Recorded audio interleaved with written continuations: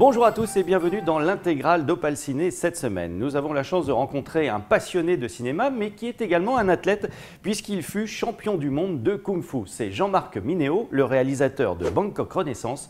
Voici tout de suite l'intégrale de l'interview. Ils sont le déshonneur de notre pays. J'ai l'impression d'entendre mon père. Il a laissé la vie.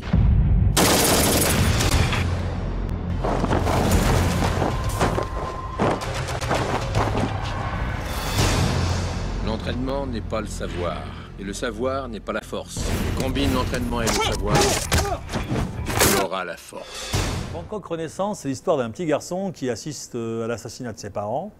Il est un témoin gênant et un des tueurs va le blesser gravement en pensant le tuer. Il va prendre une balle dans la tempe, dans la tête. Cette balle va rester logée dans son cerveau, mais il ne va pas mourir.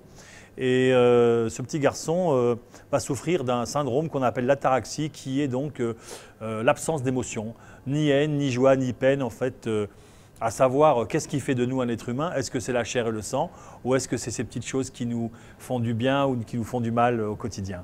Je me suis vraiment tenu à l'histoire. En fait, je voulais raconter l'histoire d'un petit garçon qui avait ce syndrome-là.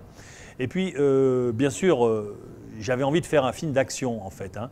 Et je n'ai pas voulu, pas dire comme ça se fait beaucoup, penser les scènes de combat et puis ensuite greffer une histoire qui tiendrait plus ou moins bien. J'ai vraiment essayé d'avoir une narration complète du début à la fin, avec des enjeux humains, dramatiques, et que je pensais que les combats devaient être là pour servir d'accélérateur à l'histoire. Hein. Mais ce ne sont pas des prétextes. Il y a eu beaucoup de films de Kung Fu qui ont été tournés en France, d'action qui ont été tournés en France ou dans les pays de l'Est ces derniers temps. Si on fait référence à Tekken, si on fait référence au baiser mortel du dragon et d'autres. Bon, après, vous savez, je crois qu'il y a des rencontres entre des gens et des endroits. En tout cas, moi, c'est comme ça. Ça fait 3-4 ans maintenant que je vis sur Bangkok. En tout cas, je me partage la moitié du temps entre les deux capitales, Paris et Bangkok. Et moi, je suis tombé amoureux de cette ville et de son énergie. Et ce n'est pas anodin, j'aurais pu le tourner ailleurs, ce film, hein. J'aurais pu le tourner dans un autre pays, mais j'étais attiré, alors peut-être inconsciemment par le fait que j'ai passé beaucoup de temps en Asie, mais j'ai retrouvé dans Bangkok ce qu'on peut trouver, alors vraiment à une mesure tout à fait, enfin il faut garder toute raison gardée. J'entendais parler M. Scorsese de New York et il disait que lui c'était New York, et ben moi c'est Bangkok. Vous savez pourquoi je suis ici, moi? Mon but, c'est pas la vengeance. Mon but, c'est la justice.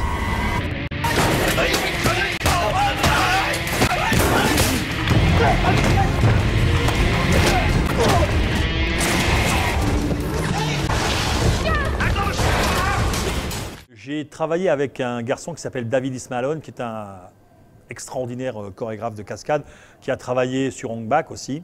Et en tout cas, tous les deux, nous avons mis en place ce système, puisque moi j'avais des idées très très précises sur les scènes d'action. Notamment, il y a on ne va pas dévoiler et déflorer le film, mais il y a des scènes un peu particulières dans le film où on est dans un endroit très confiné.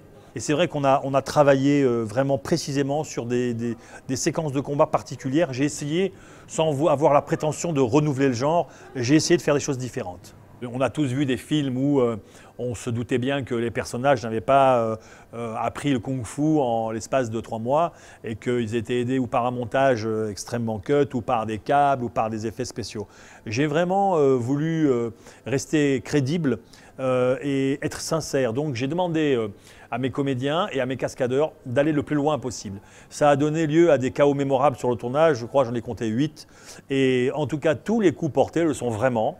Et il y a d'ailleurs, on le voit bien hein, sur certaines situations, on voit les garçons dans leurs yeux, dans leurs grimaces, prendre vraiment les coups. Je peux vous dire que là, ce n'est pas du jeu, c'est vraiment de la réalité. Et j'ai voulu garder cette sincérité et offrir au public quelque chose de vrai. Voilà, c'est ma patte et je crois d'ailleurs, hein, dans les quelques autres courts-métrages que j'avais déjà mis en place, j'avais cette volonté-là. Et dans le prochain, ça sera encore plus vrai. Sympa le short. Alors, où est la fille? On s'en fout de la fille.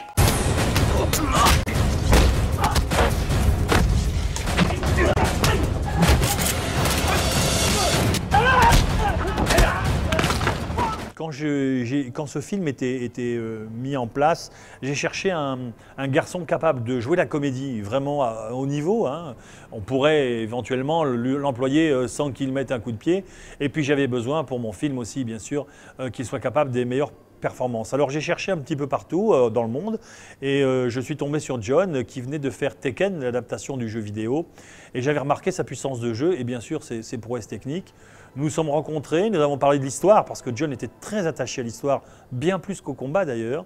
Et c'est ce qui m'a plu sur cette approche. Et ensemble, nous avons décidé de travailler ensemble et c'est là où j'ai pu tirer la quintessence de John qui est à la fois, à mon sens, un très très bon comédien et sûrement la future star des films d'action des 10 prochaines années. Notre challenge a été constamment de faire attention à ce que dans les scènes où il était en proie à d'éventuelles angoisses ou ce qui aurait pu paraître comme de la haine, garder cette neutralité en fait. Et je crois que nous y sommes arrivés. Mais c'est vrai que souvent, quand on voit des combattants s'affronter, il y a des grimaces, des rictus presque. Alors que là, on remarquera que John, à travers tous ses combats, garde une neutralité et ce regard et ce visage un pas vide presque, qui justement traduit ce qu'il ressent, c'est-à-dire rien.